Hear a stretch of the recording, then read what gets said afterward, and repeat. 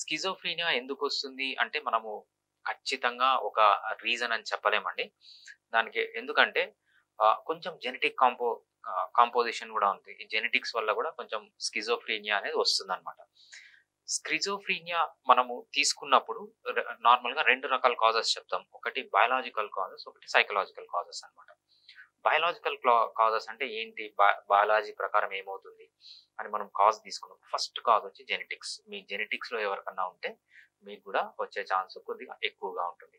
అంతేకాకుండా కొన్ని హెడ్ ఇంజ్యూరీస్‌లో గాని, లేకపోతే కొన్ని బాక్టీరియల్ గాని, వైరల్ గాని, ఏమైనా పారాసైటిక్ ఇన్ఫెక్షన్స్ ఉన్నప్పుడు ఇవన్నీ మనము స్కిజోఫ్రీనియా బయోలాజికల్‌గా వస్తాయన్నమాట. సైకలాజికల్ ప్రాబ్లమ్స్ ఉంటాయి. సైకలాజికల్ ప్రాబ్లమ్స్ అంటే ఏంటి? ఎక్కువ స్ట్రెస్‌లో ఉన్నాడు, లేకపోతే ఇమిగ్రేషన్ అన్నమాట.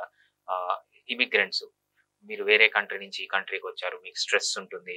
లేకపోతే ఏదన్నా ఒక హార్ట్ బ్రేక్ ఉండొచ్చు. చాలా మంది పేషెంట్స్ మాకు